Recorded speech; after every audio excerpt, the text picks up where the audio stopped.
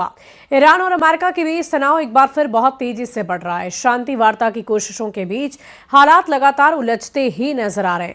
अमेरिकी डेलीगेशन के पाकिस्तान पहुंचने की तैयारी है, जहां ईरान के साथ बातचीत का एक नया दौर शुरू होने की बात सामने आ रही है। लेकिन इस बीच ईरान की तरफ से बातचीत से इनकार की खबर भी है, जिससे डिप्लोमेटिक प्रोसेस पर सवाल खड़े हो गए हैं।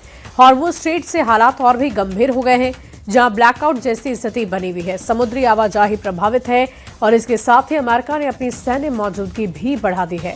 रिपोर्ट्स की माने तो समंदर में निगरानी और सुरक्षा के लिए ड्रोन रोबोट सिस्टम तैनात किए गए हैं।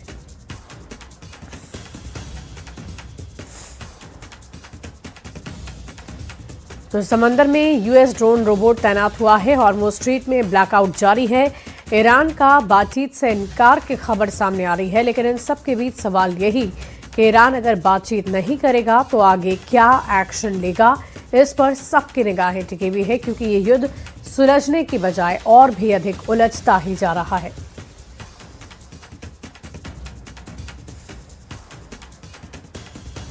तो देखिए, जगह फाइनल हो गई है, तारीख मुकर्रर कर दी गई है। अमेरिकी टीम भी आज पाकिस्तान पहुंचने वाली है, लेकिन ईरान का अब तक कोई अता पता नहीं चल पाया है।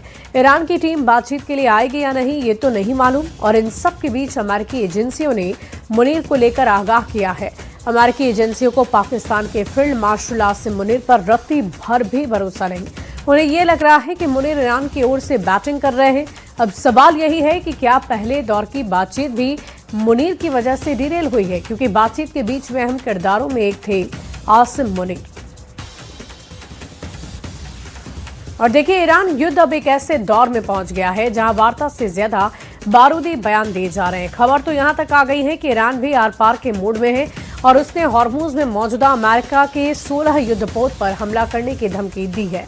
दूसरी तरफ राष्ट्रपति ट्रंप ने ऐलान कर दिया कि अगर वार्ता फेल हुई तो हम ईरान का नॉमिनेशन मिटा देंगे।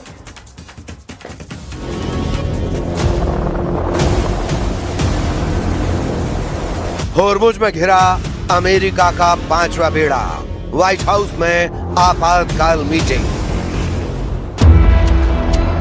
ईरान युद्ध वाकई में इतना ज्यादा खतरनाक हो चुका है जितना पहले कभी नहीं था। 39 दिन में अमेरिका और इजराइल के तूफानी, खूनी और भीषण हमलों से तबाह ईरान को लेकर दुनिया भर के एक्सपर्ट से ही मानकर चल रहे थे कि ईरान ने अमेरिका और इजराइल के सामने घुटने टेकने शुरू कर दिए हैं। 11 और 12 अप्रैल को इस्लामाबाद में हुई अमेरिका और ईरान की शांति वार्ता के बाद जिस तरह से राष्ट्रपति ट्रंप ईरान को दुनिया भर में बेइज्जत करने में जुटे थे, अब उस ईरान ने ऐसा हॉर्मुज़ हमला किया है कि पिछले 18 घंटे से ट्रंप की बोलती बंद हो गई है। हालात ये है कि स्ट्रेट ऑफ हॉर्मुज़ में ईरान को घेरने के लिए अमेरिका के 5वें बेड़े के जिन 16 युद्धपोतों को लगाया हुआ था, वो पूरी तरह से ईरान के टारगेट पर आ चुके हैं। खबर तो यहाँ तक है कि अमेरिका के खुफिया विभाग ने ये दावा किया है कि लगभग 40 दिन के हमलों के बावजूद ईरान के 60% मिसाइल लॉन्चर अभी भी बचे हुए हैं, जिसके दम पर ईरान एक बार फिर से अमेरिका और इजरायली अड्डों पर हमला करने जा रहा है। इधर इजराइल के प्रधानमंत्री नेतन्याहू ने एक ऐसा बयान दिया है जो सुनकर दुनिया हैरान रह गई है। नेतन्याहू ने दावा किया कि अगर हम ईरान पर इस वक्त हमला नहीं करते तो ईरान परमाणु बम बना लेता और इजराइल का वजूद मिटा देता। नेतन्याहू ने यह बताने की कोशिश की है कि ईरान बहुत ही खतरनाक तैयारी कर रहा था, इसीलिए उस पर हमला हुआ है। फिलहाल ईरान ने साफ कहा है कि हम हॉर्मुज़ और ईरान के परमाणु मुद्दों को लेकर अमेरिका से तब तक जंग कर सकते हैं जब तक कि हम अपने दुश्मनों को कड़वी हार नहीं दे देते। ईरान का हॉर्मुज़ हमला शुरू, घिर गया अमेरिका का 5वां बेड़ा। ताजा रिपोर्ट्स के अनुसार ईरान की रिवॉल्यूशनरी गार्ड्स यानी IRGC ने हॉर्मुज़ को फिर से पूरी तरह कंट्रोल में कर लिया है। ईरान ने धमकी देते हुए कहा कि जब तक अमेरिका ईरानी बंदरगाहों की नौसैनिक नाकेबंदी नहीं हटाता, तब तक कोई भी जहाज यहाँ से गुजर नहीं पाएगा। इस वक्त अमेरिकी नौसेना के 5वें बेड़े ने ईरान के खिलाफ समंदर में 3 घेरे बना दिए हैं ताकि ईरान को घुटनों पर लाया जा सके। लेकिन ईरान ने अब ऐसा पलटवार किया है जिसकी कल्पना अमेरिका ने नहीं की थी। अमेरिकी नौसेना के 5वें बेड़े यानी 5th फ्लीट ने 13 अप्रैल 2026 से ईरान के प्रमुख बंदरगाहों जैसे बंदर अब्बास, चाबहार और बुशहर की जो घेराबंदी शुरू की थी, अमेरिका ने ईरान के तटों को 3 स्तरों में बांटा है ताकि कोई भी ईरानी जहाज बाहर न निकल सके।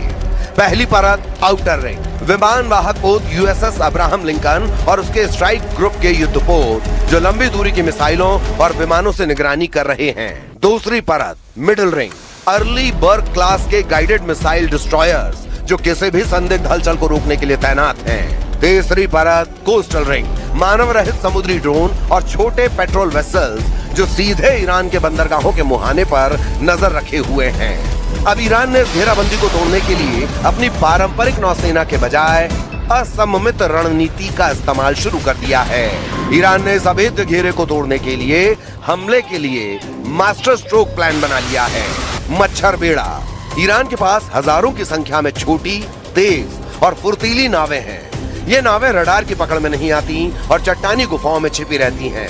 ये एक साथ झुंड में हमला करके अमेरिकी युद्धपोतों को उलझाने की ताकत रखती हैं।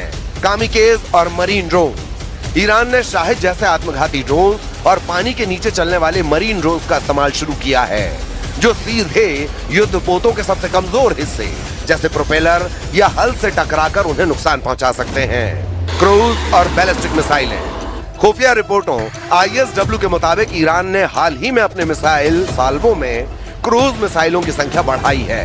हज कासम जैसी मिसाइलें जिनकी रेंज 1400 किलोमीटर है, गहरे समुद्र में खड़े अमेरिकी बेड़े को निशाना बना सकती हैं। स्मार्ट माइंस, ईरान ने हॉर्मुज में ऐसी माइंस बिछाई हैं जो केवल खास तरह के इंजनों की आवाज सुनकर फटती हैं।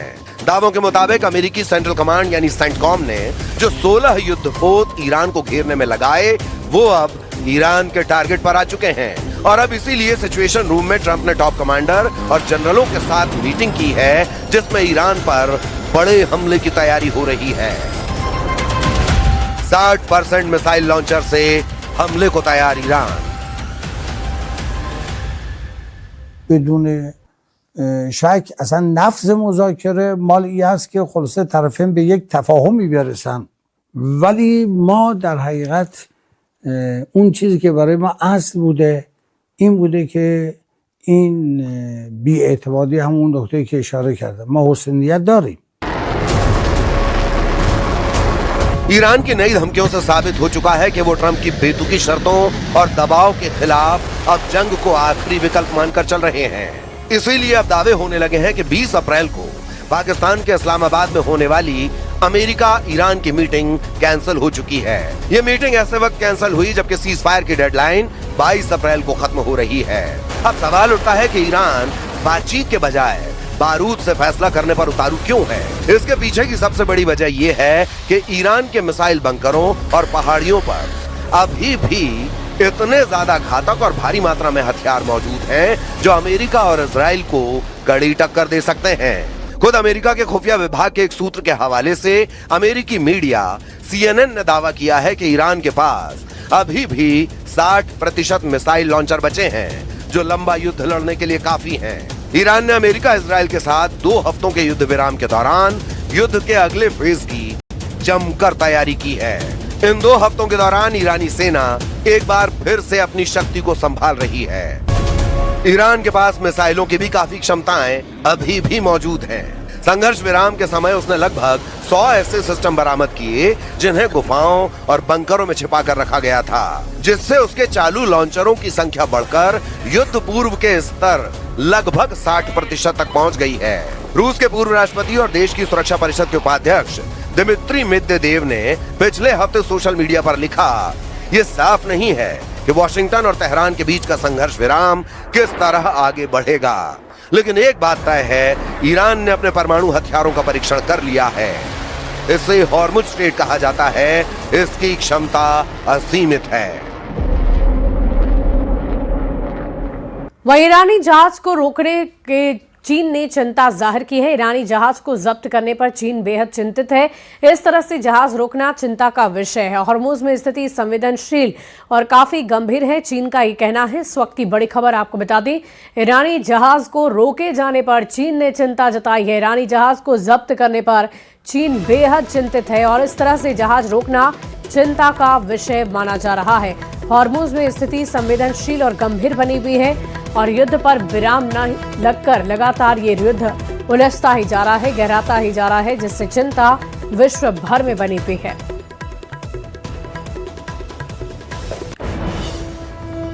क्या पश्चिम एशिया में नया बारूदी तूफान उठने वाला है? क्या डेडलाइन से पहले ही सीज फायर टूट जाएगा? ये सवाल इसलिए क्योंकि जिस तरह की खबरें और तस्वीरें बाहर आई, ये वही इशारा कर रही है कि अमेरिका और ईरान के बीच विध्वंस कभी भी शुरू हो सकता है।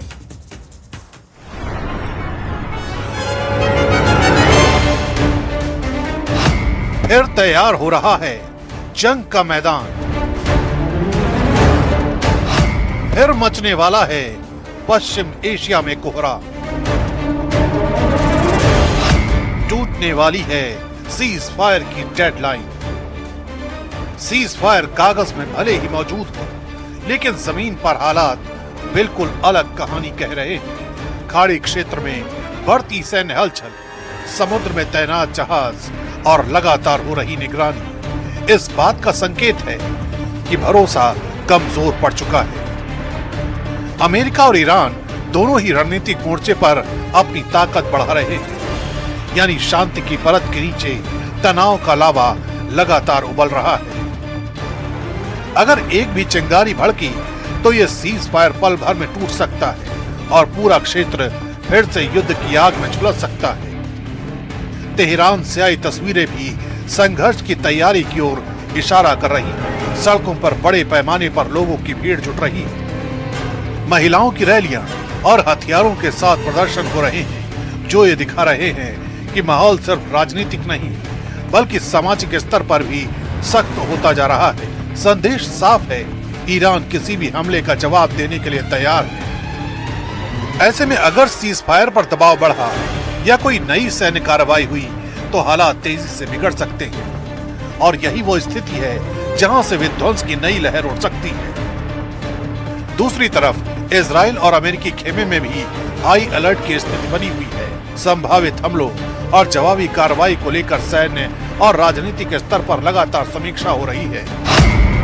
हालिया रिपोर्ट में ये भी संकेत है कि सीज फायर के टूटने की आशंका को देखते हुए इमरजेंसी तैयारियां तेज कर दी गई हैं, यानी दोनों पक्ष सिर्फ इंतजार की स्थिति में हैं। एक छोटी सी घटना, एक गलत आकलन या एक उकसावे वाली कार्रवाई। स्पुतनिक की रिपोर्ट इस पूरे संकट की गंभीरता को और बढ़ा रही है। रिपोर्ट के मुताबिक अमेरिका ने चुपचाप जॉर्डन में अपने एयर डिफेंस सिस्टम की तैनाती बदल दी है। सैटेलाइट तस्वीरों में थाड और पैट्रियट मिसाइल सिस्टम की मूवमेंट साफ देखी गई है। ये बदलाव किसी सामान्य अभ्यास का हिस्सा नहीं, बल्कि संभावित हमले के खतरे का संकेत माना जा रहा है। ईरान से बैलिस्टिक मिसाइल और ड्रोन हमलों की आशंका के बीच अमेरिकी ठिकानों की सुरक्षा रणनीति को मजबूत किया जा रहा है, यानी आने वाले घंटे एक बार फिर विध्वंसक युद्ध की आशंकाओं से घिरे।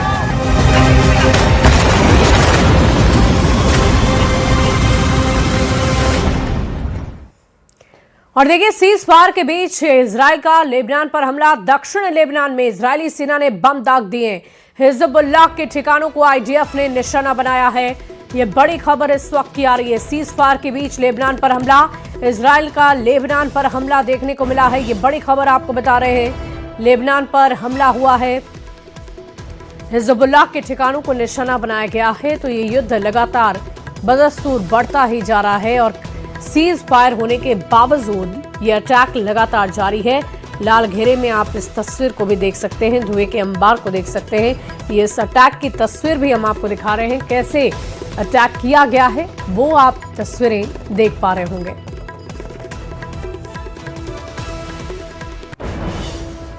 लेबनान में इजराइल और हिजबुल्लाह ने 24 घंटे के अंदर सीज फायर तोड़ा। दक्षिणी लेबनान में आईडीएफ धनाधन ग्राउंड ऑपरेशन चला रहा है। हिजबुल्लाह पूरी ताकत से पलटवार कर रहा है।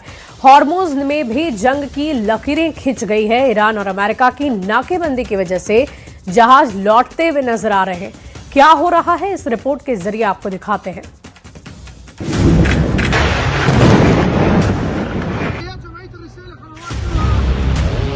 लेबनान में इजराइल और हिजबुल्लाह ने 24 घंटे के अंदर ही सीज फायर तोड़ दिया है।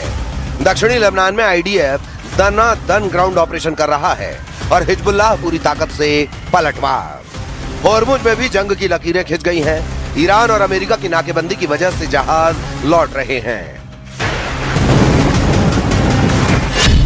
इजराइल बनेगा तेहरान पर हमले का नया लॉन्च पैड। ट्रंप का इशारा, नेतन्याहू मिशन करेंगे पूरा। लेबनान से लेकर तेहरान तक सीज फायर के बीच जंग की आहट बहुत तेज हो गई है। अमेरिकी फाइटर और एयरक्राफ्ट की मूवमेंट बढ़ गई है। लेबनान में तेज धमाके की आवाज गूंज रही है। इस बीच ट्रंप ने इजराइल को लेकर बड़ा बयान दे दिया है। अमेरिकी राष्ट्रपति डोनाल्ड ट्रंप ने इजराइल की तारीफों के पुल बांध दिए। उन्होंने कहा, लोग इजराइल को पसंद करें या ना करें, ये अमेरिका का ग्रेट एलॉय साबित हुआ है। ये बहादुर, बोल्ड, वफादार और ईमानदार है। दूसरे देश संकट में अपना असली चेहरा दिखा देते हैं, लेकिन इजराइल हार्ड फाइट करता है और जीतना जानता है।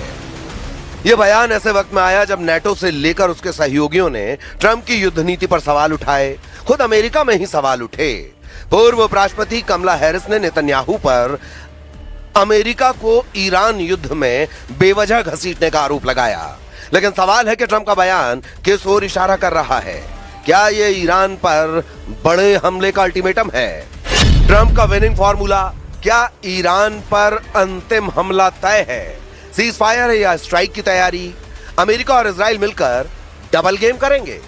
इजराइल की तारीफ या युद्ध का संकेत?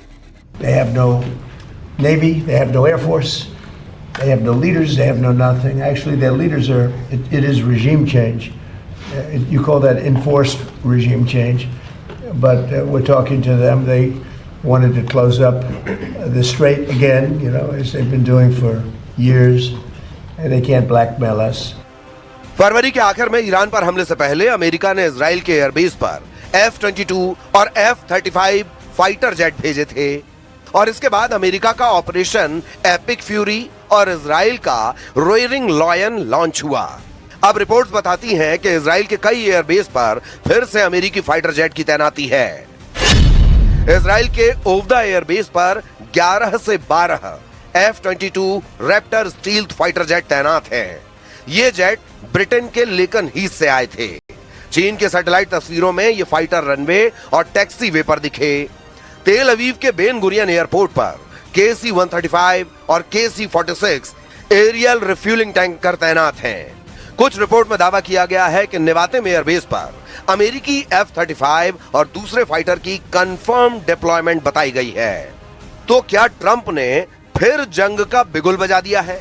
इजराइल को बहादुर, स्मार्ट और जीतने वाला देश बताने वाले बयान ऐसे वक्त में आया है जब अमेरिका का ईरान के साथ तनाव चरम पर है। स्ट्रेट ऑफ हॉर्मुज पर सबसे बड़ा टकराव जारी है।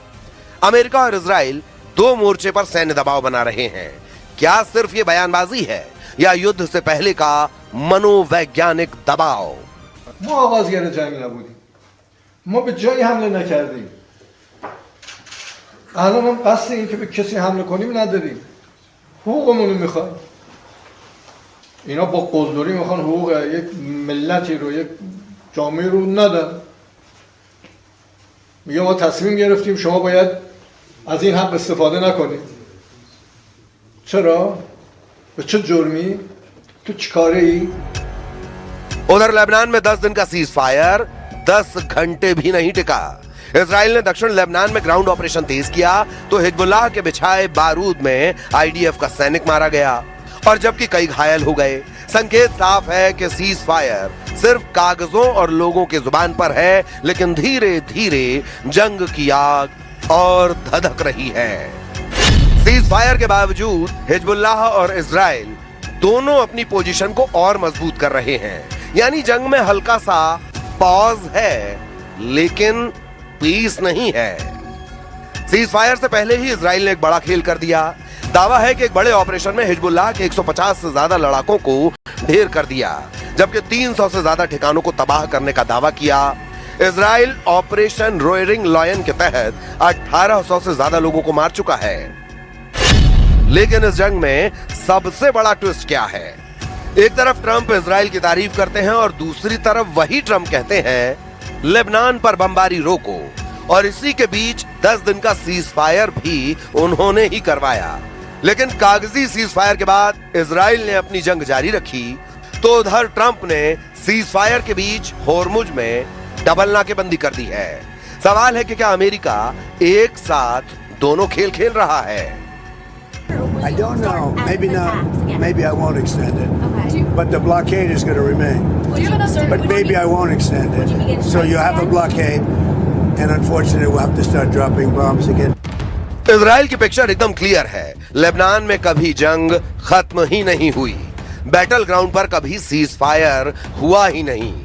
पूरा गेम असल में ईरान के इर्द गिर्द ही घूम रहा है। तो सवाल है कि ट्रंप कहां फंसे हुए हैं? स्ट्रेट ऑफ होर्मुज टकराव है, ईरान की नाकाबंदी है, सहयोगी साथ नहीं दे रहे हैं, ईरान ट्रंप की शर्तें मानने से इनकार कर रहा है। ट्रंप ने पहले बंद होर्मुज में पहरेदारी शुरू कर दी है, ईरान की नाकेबंदी पर अपनी नाकेबंदी लगा दी है और दबाव बना रहे हैं कि ईरान अमेरिका की शर्तों को मानने के लिए राजी हो जाए। लेकिन ईरान ने उल्टा अमेरिका को ही चेतावनी दे दी है। پولهای مسدودی که هست در دستور بحثمون حتما باید باشه قبل از اینکه وارد مذاکرات بشیم، و اگر ما بخوایم وارد مذاکرات بشیم اینا حل نشده باشه ما وارد اون 10 بنده نمیشیم.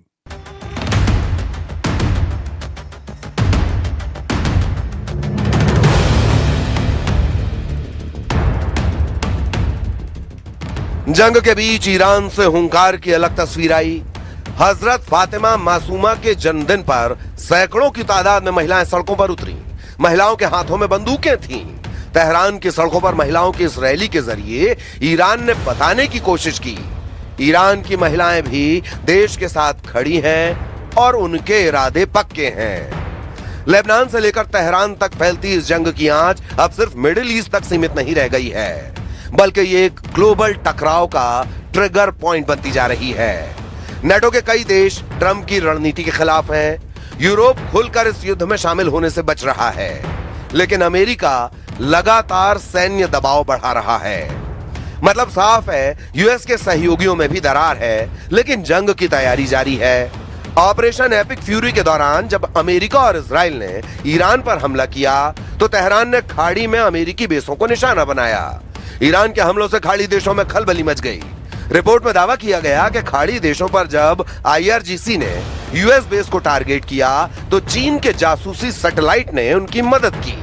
चीन के TEE-01B सैटेलाइट ने मार्च में खाड़ी में अमेरिकी बेस के कोऑर्डिनेट और फोटो ईरान की सेना आईआरजीसी को एक्सेस करने दिए। सऊदी अरब में प्रिंस सुल्तान एयरबेस की जानकारी इकट्ठा की। इसके अलावा जॉर्डन में मुवफ्फाक सॉल्टी एयरबेस, बहरीन में US 5th fleet base, Iraq में इरबिल एयरपोर्ट, कुवैत में अली अल सलेम एयरबेस और कैंप ब्यूहरिंग यूएस बेस, ओमान में डुक्म हवाई अड्डे की जानकारी इकट्ठा की। इससे ईरान को सटीक हमले करने और नुकसान का आकलन करने में बड़ी मदद मिली। अमेरिकी इंटेलिजेंस अब इससे चीन का एक्टिव रोल बता रहा है। हालांकि चीन ने इन आरोपों को खारिज किया है, लेकिन लीक डॉक्यूमेंट और ऑर्बिटल डेटा इस कहानी को मजबूत करते हैं। तो सवाल है कि क्या अमेरिका इस बार खाड़ी में अपने बेस को एक्टिव ना कर डायरेक्ट इजराइल को हमलों का लॉन्च पैड बनाएगा? इस पूरे टकराव का सबसे खतरनाक मोर्चा फिलहाल स्ट्रेट ऑफ होर्मुज बना हुआ है, जहां से दुनिया का करीब 20% तेल गुजरता है। और अभी हालात ये हैं, ईरान ने रास्ता रोक रखा है, अमेरिका ने जवाब में नाकेबंदी कर दी है और जहाजों का रूट बदलना शुरू हो गया है। यानी तेल, व्यापार और सप्लाई चेन सब खतरे में है। अगर ये रास्ता पूरी तरह बंद हुआ तो असर सिर्फ युद्ध तक सीमित नहीं रहेगा। पेट्रोल डीजल के दाम, ग्लोबल महंगाई और भारत जैसे देशों की अर्थव्यवस्था तक हिल सकती है। जंग के बीच ईरान ने एक अलग मैसेज देने की कोशिश की है। तेहरान की सड़कों पर हजारों महिलाओं की रैली, हाथों में हथियार और चेहरे पर चुनौती। ये सिर्फ रैली नहीं थी, ये एक संदेश था।